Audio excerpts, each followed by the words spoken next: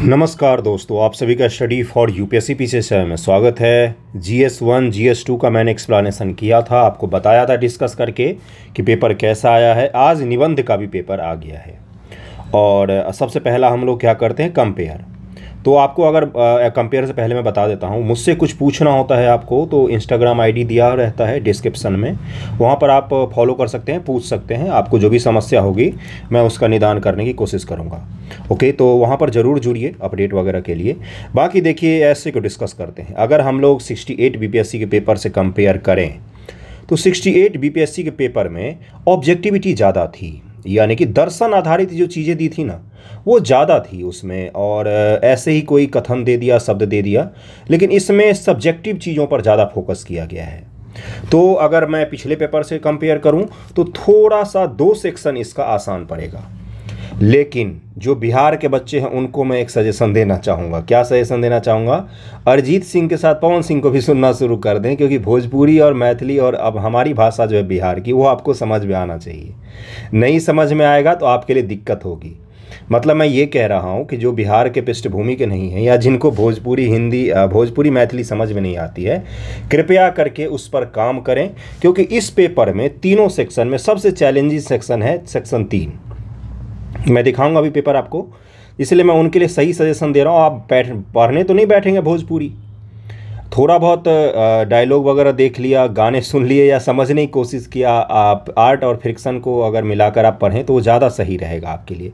एक समझ आनी चाहिए कि भाई क्या बोल रहा है, बस उतना आपको समझना है। ओके, खैर बीपीएससी ने एक सुधार भी किया है, जैसे बोली को भाषा वगैरह लिख के दिया है कि भाई बच्चे समझ पाएँ। चलिए देखते हैं। पहले 700 से 800 शब्दों में एक निबंध लिखना है। वो आपको एक छूट देता है कि 700 से 800 के बीच तक आप ले जाइए कम से कम निबंध को, है ना, और उससे कम भी मत लिखिए और ज़्यादा भी नहीं जाना है। सबसे पहला निबंध देखिए क्या है, इसको नहीं छूना चाहिए था। मेरे हिसाब से ये निबंध आपको नहीं टच करना चाहिए था। विज्ञान और प्रौद्योगिकी ब्रह्मांड के रहस्यों को जानने में सहायक है। अंग्रेजी में क्या है, science and technology are helpful understanding the mystery of universe. देखिए, जब भी निबंध वगैरह का पेपर हो ना, तो मैं आपको क्या सजेस्ट करूंगा हमेशा मेंस के पेपर में कि इंग्लिश में भी एक बार सवाल को जरूर पढ़ लीजिएगा अगर आप एग्जाम देने जाते। कई बार यूपीएससी के पेपर तक में इंग्लिश का अर्थ कुछ और निकल रहा था और हिंदी का अर्थ कुछ और निकल रहा था, और आयोग हमेशा इंग्लिश को मान्यता देता है। इसलिए मैं आपको क्या बोलूंगा कि जब आप पेपर देने जाते हैं यूपीएससी का, बीपीएससी का, तो इंग्लिश में एक बार क्वेश्चन को जरूर पढ़ा कीजिए, अर्थ कई बार अलग रहते हैं। विज्ञान और प्रौद्योगिकी ब्रह्मांड के रहस्यों में जानने से बेहद कठिन निबंध, क्योंकि इसमें साइंस एंड टेक्नोलॉजी एग्जाम्पल बहुत ज़्यादा आपको इस्तेमाल करना पड़ेगा। इसको मेरे हिसाब से नहीं टच करना चाहिए था। समझ में तो आ ही गया होगा क्या पूछ रहा है। अगला क्या है, कृषि व्यवस्था में सुधार कर देश के ग्रामीण अर्थतंत्र को सशक्त बना सकते, बेहतरीन निबंध पूछा है। और इसको अगर आप लिखते तो सही रहता, क्योंकि एग्रीकल्चर के बारे में अगर ग्रामीण पृष्ठभूमि से हैं तो आपको पता ही होगा कि एग्रीकल्चर गाँव के लिए कितना ज़्यादा जरूरी होता है, उसकी आवश्यकताओं को लिख दीजिए। और जब आपसे पूछा गया सुधार कर, तो इसका तात्पर्य है कि कृषि में कुछ खामियां हैं, वो ये कह रहा है आपसे कि कृषि में जो खामियां हैं उसमें सुधार करना है, तब जाके हम ग्रामीण अर्थतंत्र को मजबूत कर सकते हैं। अर्थतंत्र का मतलब क्या है, रूरल इकोनॉमी। वो पहले ही बोल रहा है कि देखो भाई, रूरल इकोनॉमी खराब कृषि तंत्र के कारण से प्रभावित हो रहा है, तो किस प्रकार से हम रूरल इकोनॉमी को सही कर सकते हैं कृषि में सुधार लाकर, ये कह रहा है वो सवाल। ठीक है, अब इसमें आपको लिखना है कि ग्रामीण आबादी का बहुत बड़ा जो हिस्सा है वो किस पर डिपेंडेंट है, तो एग्रीकल्चर पर डिपेंड है। और उस पर अगर हमें उसको सही करना है, सशक्त करना है, आय को बढ़ाना है, लोगों के जीवन स्तर को उठाना है, तो हमें एग्रीकल्चर में क्या करना पड़ेगा, निवेश करना पड़ेगा, टेक्नोलॉजी अपनानी पड़ेगी। पर्यावरण के कारण से, बाजार में सही दाम नहीं मिलने के कारण से, अत्यधिक कृषि पर निर्भरता के कारण से क्या हो रहा है, एग्रीकल्चर का प्रोडक्शन कम हो रहा है। इस सब चीज़ों को सुधार कर हम ग्रामीण आबादी को सशक्त बना सकते हैं, रूरल आबादी को, इकोनॉमी को सशक्त बना सकते हैं। अगला देखिए क्या लिखा हुआ है, अगला निबंध, काले धन की अर्थव्यवस्था अपराध और भ्रष्टाचार का प्रमुख कारण है। कि जो ब्लैक मनी होता है वो अपराध और भ्रष्टाचार का प्रमुख कारण भी बनता है, और भ्रष्टाचार के कारण ही काला धन जनरेट भी होता है। Black money economy is the main cause of crime and corruption. Crime और करप्शन के लिए मुख्य रूप से ब्लैक मनी का इस्तेमाल किया जाता है, इस पर आपसे पूछा गया है। अगला है कि आधुनिक संचार क्रांति ने मानव के संचार के साधनों और टेक्नोलॉजी के प्रति जागरूकता में क्रांतिक रूप से वृद्धि की है। यहाँ पर ये ब्लर हो गया तो इसको अंग्रेजी में पढ़ लेते हैं। The modern communication revolution has revolutionise human awareness of mean of communication and technology. तो यहाँ पर ब्लर है इसलिए यहाँ पर नहीं पढ़ पाया हूँ मैं। बाकी इसने बोला है कि आधुनिक जो संचार तकनीक है ना, वो मानव का आधुनिक जो संचार क्रांति है ना, लोगों तक इंटरनेट जो पहुंच रहा है, टेक्नोलॉजी जो पहुंच रही है, कम्युनिकेशन जो पहुंच रहा है, उसने क्या किया है, मानव के संचार के साधन और टेक्नोलॉजी के प्रति जागरूकता को भी वृद्धि की है। बस यही बोल रहा है यहाँ पर। अगर यहाँ पर ब्लर में कुछ और इसका मतलब है तो वो मैं बता दूंगा, लेकिन अभी जितना मुझे दिख रहा है उसका मतलब यही निकलता है कि आधुनिक जो टेक्नोलॉजी है वो किस प्रकार से इंसान को और भी ज़्यादा जागरूक बना रहा है टेक्नोलॉजी के प्रति और संचार के प्रति। चलिए, इस पेपर में ब्लर नहीं है। इस पेपर में क्या लिखा हुआ है कि आधुनिक संचार क्रांति ने, आधुनिक संचार जो क्रांति है, मॉडर्न जो कम्युनिकेशन में रिवॉल्यूशन आया है कि तुरंत में आप कहीं पर भी बातचीत कर सकते हैं। फ़ोन की बात कर रहा है, इंटरनेट की बात कर रहा है, दरअसल में कनेक्टिविटी की बात कर रहा है। किसके थ्रू? तो टेलीकॉम के थ्रू बात कर रहा है। मानव के संचार के साधन और टेक्नोलॉजी के प्रति जागरूकता में क्रांतिकारी रूप से वृद्धि की है। मानव का जो संचार साधन और टेक्नोलॉजी के प्रति जागरूकता है उसमें वृद्धि कर रहा है क्या? तो मॉडर्न कम्युनिकेशन। ठीक है, यही पूछा गया है इसमें आपसे। तो ये भी टेक्निकल थोड़ा सा हो जाता और इसमें एग्जाम्पल आपको बहुत सारे देने पड़ते। वैसे तो सारे ही जो निबंध है उसमें एग्जाम्पल आधारित ही आप लिखेंगे, लेकिन इसमें थोड़ा सा ज़्यादा आपको कठिनाई होती लिखने में। क्योंकि क्या लिखते आप इसमें? आप शुरुआत कर सकते थे, अगर डेटा आंकड़ों की बात करें तो टेली डेंसिटी को जरूर जिक्र करना था इसमें कि टेली डेंसिटी कितना है और देश में किस हद तक बढ़ गया है। उसके बाद से आपसे बोला गया कि मनुष्य के अंदर में जो कम्युनिकेशन के कारण से जागरूकता पैदा हो रही उसके बारे में लिखिए। तो इसके बारे में आप बता सकते हैं कि जो छोटे से छोटे शहर से लेकर बड़े से बड़े शहर तक में एक अवेयरनेस तो फैला ही है टेक्नोलॉजी को लेकर और यूज भी लोग कर रहे हैं। जिसका सबसे बड़ा उदाहरण क्या हो सकता है कि जो हम डिजिटली चीज़ों को बढ़ावा दे रहे हैं उसका एक्सेप्टेंस हमें सभी जगहों पर मिल रहा है। ठीक है, चाहे वो ग्रामीण स्तर हो, चाहे वो छोटा बाजार हो, बड़ा बाजार हो, सभी जगहों पर हमें लोग डिजिटल चीज़ों को यूज करते हुए मिलते हैं। क्यों? क्योंकि मॉडर्न कम्युनिकेशन रिवॉल्यूशन जो है इसने मानव के व्यवहार तक में परिवर्तन ला दिया है। लोग ऐड से लेकर खाने पीने से लेकर हर चीज़ के लिए टेक्नोलॉजी का सहारा लेने लग गए हैं और जागरूकता के साथ लेने लग गए हैं।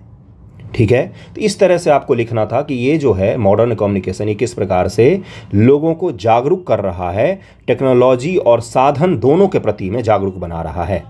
अगला है आपका क्या, जिसमें पहला पूछा गया है, अगला फिर से आ गया दूसरा सेक्शन, महिला सशक्तिकरण की वर्तमान स्थिति राजनीतिक सशक्तिकरण के परिप्रेक्ष्य में आपसे पूछा गया है।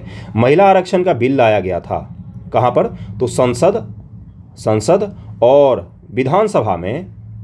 विधानसभा में महिलाओं को आरक्षण के लिए बिल लाया गया था कि भाई ये महिलाओं को आरक्षण दिया गया है। उसी से जोड़ कर ये पूछा गया है राजनीतिक सशक्तिकरण का तात्पर्य क्या होता है, पॉलिटिकल रूप से उनके पास कौन कौन से अधिकार हैं और किस प्रकार से उनको सशक्त किया जा रहा है। जिसका सबसे पहला उदाहरण यही होता, महिला आरक्षण के बारे में आप बातचीत यहाँ पर करते ही करते।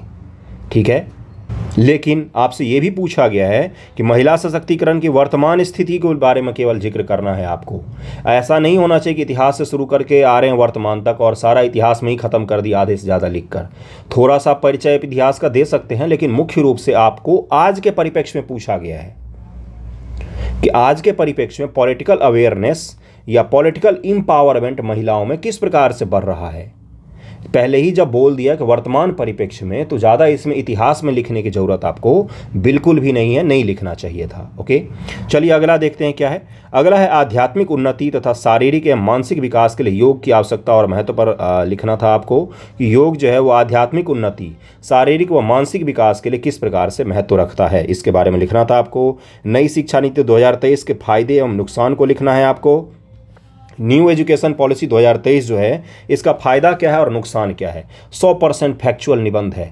NEP का, नेशनल एजुकेशन पॉलिसी का, अगर आपको फार्मूला याद होगा 5+3+3 पर के एक फार्मूला है, क्या इसका बेनिफिट है, क्या इसका नुकसान है, संपूर्ण रूप से फैक्चुअली निबंध है। इसको अगर आपको लिखना था तो बहुत सारा फैक्ट आपको पता होना चाहिए था। ठीक है, आगे बढ़िए। क्या है भारतीय कृषि पर जलवायु परिवर्तन का प्रभाव तथा बचाव के उपाय। ये तो हम लोग GS में भी सॉल्व करते हैं, इसीलिए मैंने बोला आपको कि 68 BPSC की तुलना में ये निबंध का पेपर कुछ भी नहीं है। जिस तरह का 68 का निबंध का पेपर था उसके कंपेयर में ये निबंध का पेपर कुछ भी नहीं है। भारतीय कृषि पर जलवायु परिवर्तन के क्या क्या प्रभाव हो रहे हैं ज़रा सोचिएगा, और उससे बचाव के उपाय क्या क्या हैं। कितनी बार मैंने स्मार्ट एग्रीकल्चर की बात की होगी। कितनी बार मैंने जीरो बजट की बात की होगी, ऑर्गेनिक फार्मिंग की बात की होगी, मीथेन उत्सर्जन की बात की होगी। उसके बाद से मैंने बताया होगा कि बीजों को किस प्रकार से हाइब्रिड बनाकर भारत सरकार यूज़ करने की कोशिश कर रही है।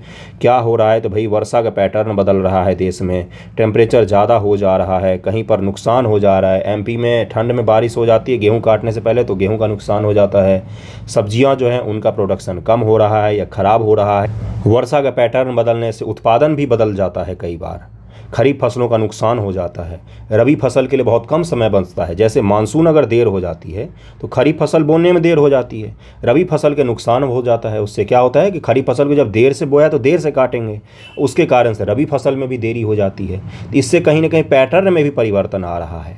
और क्या हो रहा है, तो और आपको बताना चाहिए था कि टेम्परेचर ज़्यादा होने से या वर्षा का पैटर्न या शीतकालीन जो फसलें होती उनके पैटर्न में परिवर्तन के कारण से प्रोडक्शन जो है, उत्पादन ओवरऑल वो कम हो रहा है।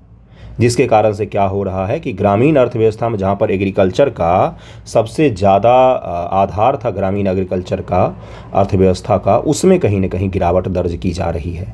अब बचाव के उपाय तो यही सब बताया मैंने आपको कि भारत सरकार कोशिश कर रही है कि धीरे धीरे धीरे करके हम पूरे देश में क्या करें, तो इम्प्लीमेंट करें स्मार्ट एग्रीकल्चर के बारे में, ऑर्गेनिक फार्मिंग के बारे में। इन सब चीज़ों को हम इम्प्लीमेंट करें कहाँ पर, तो पूरे देश में। तो ये सब चीज़ें आपको लिखनी थी। इसमें आसान सवाल था ये, अगर बैठकर सोचने के लिए बैठेंगे तो अच्छा खासा इसमें लिख सकते हैं आप। ओके, अगला देखिए, यही है सेक्शन 3। इसमें बहुत सारी चीज़ें तो मुझे भी समझ में नहीं आ रही थी कि इसमें कहाँ से शुरू करेगा कोई। बिन समाज के बोली हो सकेला का, बिन बोली भाषा यानी कि समाज हो सकेला क्या। अब इसका क्या मतलब समझेंगे आप। देखिए, पहली बात तो निबंध की एक खासियत होती है, मैं जो अर्थ लगाऊंगा, आप जो अर्थ लगाएंगे, उसमें अंतर होगा। किसी का अर्थ गलत नहीं होता है। हाँ, एकदम ही आपने गलत लगा लिया तब तो आप गलत होंगे ही। लेकिन देखिए, पहला का अर्थ क्या निकल रहा है। इसका अर्थ ये निकल रहा है कि बिना समाज के कोई भाषा नहीं बन सकता है, कोई भाषा बन नहीं सकता है, और बिना भाषा के कोई समाज नहीं बन सकता है। अब इसमें अगर आप मुझे पूछेंगे तो मैं कहाँ से शुरू करूँगा, मैं बिल्कुल ईस्ट इंडिया कंपनी से शुरू करूँगा, इंग्लैंड से शुरू करूँगा कि वो जो समाज था वो इतना ज़्यादा मजबूत था, औद्योगिक क्रांति के पश्चात वो और भी ज़्यादा मजबूत हुआ। उसने पूरे दुनिया भर में अपने क्या किए, तो कॉलोनी बनाए और पूरी दुनिया में अपनी भाषा को स्थापित कर दिया। क्यों? क्योंकि उस समाज में इतनी कैपेसिटी थी कि वो कॉलोनी बना सके, दूसरे देशों तक जा सके। ज्ञान विज्ञान को उस समाज ने बढ़ावा दिया, जिसके कारण से उसका भाषा जो है वो ग्लोबल भाषा बन गया। वहीं पर भारत में उस समय जो शासक थे, जो समाज था, उसके पास इतनी क्रिएटिविटी और इतना अच्छा साधन नहीं मौजूद था, इतना अच्छा ज्ञान विज्ञान मौजूद नहीं था कि हम अपने भाषा को और अपनी संस्कृति को पूरी दुनिया में फैला सकें। यानी कि उस समाज ने ये तय किया कि मैं अपनी भाषा और संस्कृति को पूरी दुनिया में ले जाऊंगा और पूरी दुनिया में फैलाऊंगा। जो समाज मजबूत होता है उसी का भाषा मजबूत होता है, जो भाषा मजबूत होता है उसी का समाज भी मजबूत होता है कहीं न कहीं। ये एक दूसरे के पूरक होते हैं। समाज जब तक मजबूत नहीं होगा, भोजपुरी समाज जब तक कमज़ोर था तो भोजपुरी भाषा भी कमज़ोर थी, आज तक उसको भाषा का दर्जा नहीं मिला। और जब से भोजपुरी थोड़ा सा मजबूत होना शुरू हुआ है, भोजपुरी धीरे धीरे धीरे धीरे ग्लोबल होता जा रहा है। ये मैं क्या बता रहा हूँ आपको कि समाज जो है वो भाषा का रक्षक होती है, और भाषा के कारण ही कहीं ना कहीं समाज का निर्माण होता है। ये चीज़ हमारे संविधान निर्माताओं ने सबसे शुरुआत में ही समझा था कि भाषा कहीं न कहीं समाज को बांध कर रखती है। इसीलिए उन्होंने अपने देश में किसी भी समाज के ऊपर कोई भाषा थोपने की कोशिश नहीं की। हिंदी उन्होंने राजभाषा के तौर पर अपनाया, न कि राष्ट्रभाषा के तौर पर अपनाया। ठीक है, ये चीज़ ध्यान में रखिएगा। अंग्रेजी को उन्होंने ख़त्म नहीं किया, क्योंकि उनको पता था कि ये लैंग्वा फ्रैंका का काम करेगा, एक दूसरे को जोड़ने का काम करेगा, दक्षिण को उत्तर से, उत्तर को दक्षिण से जोड़ने का काम करेगा। दक्षिण के समाज की भाषा तमिल थी तो तमिल ही रहने थी, उसको नहीं तोड़ने का, क्योंकि समाज के टूटने का डर था उससे, देश के टूटने का डर था उससे। मैं हो सकता है कि मैं कुछ और बोल गया हूँ, आप कुछ और समझ रहे हो, लेकिन इसका मतलब यही है कि बिना समाज के कोई बोली मजबूत नहीं हो सकती जब तक वो समाज मजबूत ना हो, और कोई समाज तब तक मजबूत नहीं होगा जब तक उसकी भाषा, उसकी बोली मजबूत नहीं होती है। ठीक है, मैंने तो यही अर्थ लगाया है इसका। आप कुछ और लगा सकते हैं। क्या मैं गलत हो सकता हूँ? निस्संदेह मैं गलत हो सकता हूँ। मुझे गलत होने पर कभी कोई शर्म महसूस नहीं होता है। हो सकता है कि आप मुझसे अच्छा सोच रहे हों या कोई और अर्थ लगा रहे हों। अगला देखिए क्या है, धोबिया कुकुर न घर के न घाट के। मतलब धोबी का जो कुत्ता होता है न घर का न घाट का, यही बोला गया है आपसे। और इसको मुझे लगता है कि अगर आप भोजपुरी और मैथिली नहीं भी समझते तो भी आप समझ सकते पढ़कर। इसमें कोई ऐसा तो नहीं है डिफ़िकल्टी जो आपको दिखना चाहिए। देखिए इसका मतलब ये हुआ कि जो आदमी किसी एक लक्ष्य पर केंद्रित नहीं होता है, दो नाव पर पैर रखता है, वो जीवन और भटकता ही रह जाता है।